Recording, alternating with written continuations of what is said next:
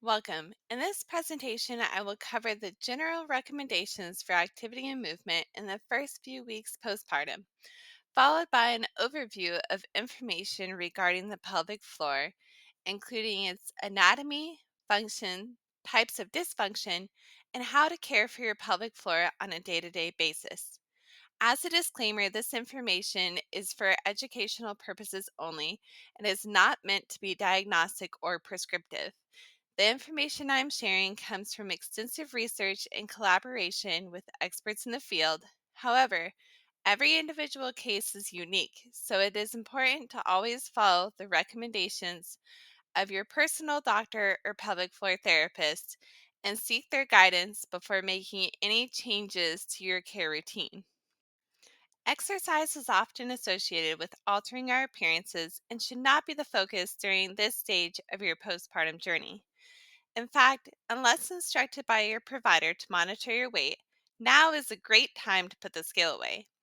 Fluctuations in hormones and increased caloric needs mean that your weight will naturally fluctuate during this time, and that's perfectly normal. Instead, focus on gradually easing into more movement as it feels comfortable. This slide gives you the general outline for easing into movement during the first 6 weeks. In addition to walking, here are some of the movements you might feel comfortable trying during this time.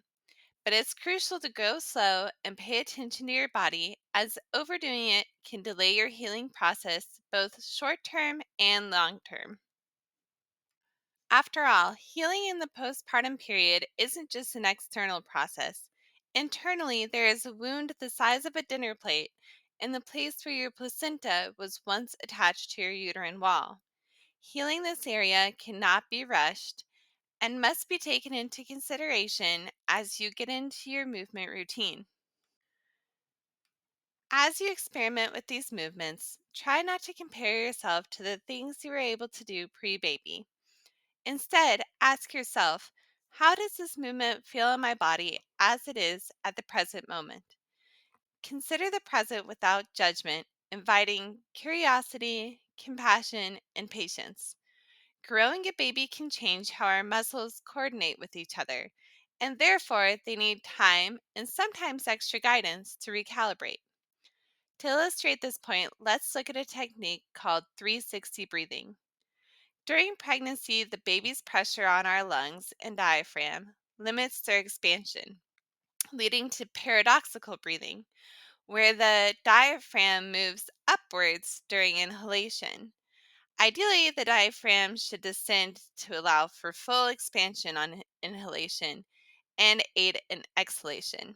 This altered breathing pattern may persist postpartum, affecting your abdominal muscles and the pelvic floor. 360 breathing can be used to restore coordination among the diaphragm, abs, and pelvic floor. To practice 360 breathing, you'll want to focus on taking slow, deep breaths that fill your lungs in all directions, like you're filling up a balloon. On an inhale, your chest, belly, sides, and back should rise together. And on an exhale, they should move in unison to release the air evenly.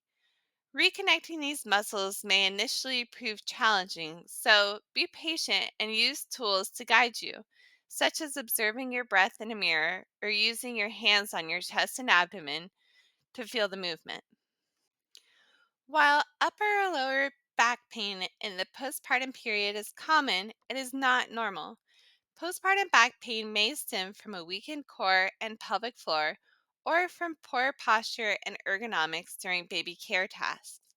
To prevent tension and muscle soreness, focus on maintaining proper body mechanics during daily activities.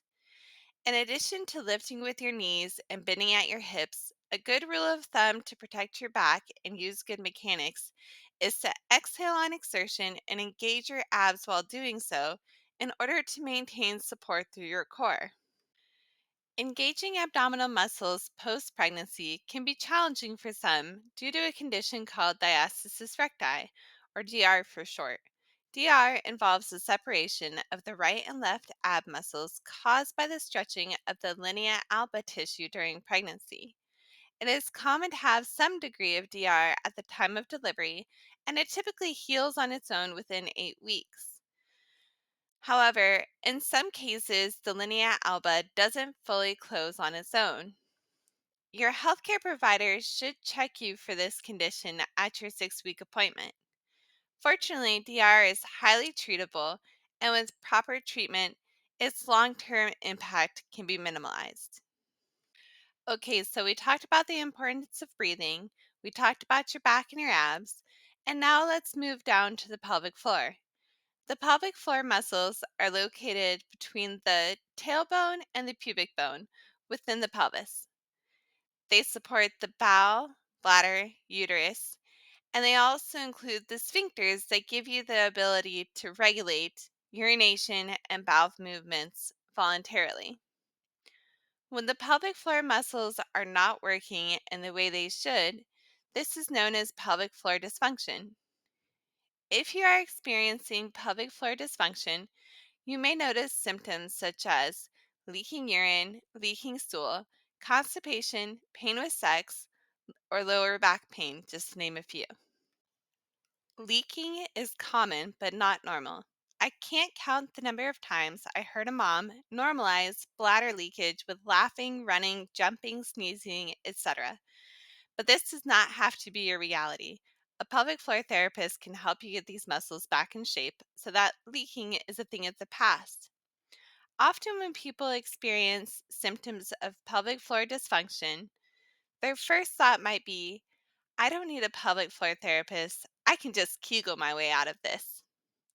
Kegels get a lot of hype, but to actually provide the promised benefits, they must be done correctly, consistently, and they must be addressing the right underlying cause. Did you know that there can actually be a lot of overlap in the symptoms of pelvic floor muscles that are too tight or too weak? We often assume that pelvic floor issues can all be attributed to muscles that are too weak, but this isn't the case. This assumption can lead some people to try and use Kegels to alleviate their symptoms. But if the underlying issue is muscles that are too tight, then you can actually exacerbate the problem. Thus, while Kegels do have a place in postpartum recovery, they are not a magic bullet for everyone, and a pelvic floor therapist can assess how they may or may not be a fit for your individual recovery. Speaking of pelvic floor therapists, Kirsten Spurrier at the Perinatal Pelvis has wonderful resources on her website, including a full PDF guide to healing in the first 6 weeks, which includes tips on the wrong way versus right way to do Kegels. So I encourage you to check it out in the Learn More section. In addition to pelvic floor muscles that are too tight or too weak, there's another type of pelvic floor dysfunction that is common in the postpartum period, and this is known as pelvic organ prolapse. Pelvic organ prolapse occurs when one or more of the organs in the pelvis slip down from their normal position and bulge into your vagina. This can feel like a feeling of constant heaviness, aching, or fullness in the pelvis, which may be worse after exercise, coughing, or standing for long periods, or low back pain. You may observe a bulge or lump protruding from your vagina. It may feel akin to sitting on a small ball, and it can also share some of the same symptoms of pelvic floor dysfunction that we mentioned earlier.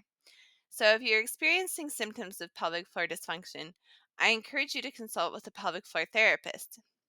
Sometimes this can even be just a one time meeting to assess the root cause of your symptoms and make a plan to follow it home. So, we've covered pelvic floor dysfunction and when to see a pelvic floor therapist. But even if you're not experiencing problems, most of us can do a better job of taking preventative care of our pelvic floor on a day to day basis while taking care of business. Mostly, this comes down to relaxing and connecting with the breath. I know things can get busy and time can be limited, but avoiding pelvic floor dysfunction is worth the extra effort. I also want to emphasize the significance of hydration on this slide. Understandably, if you're worried about leaking, you may avoid hydrating. However, This can really hinder your healing in so many ways. So, if leaking is a concern for you, please see a pelvic floor therapist to benefit your long term healing rather than using dehydration as a band aid solution.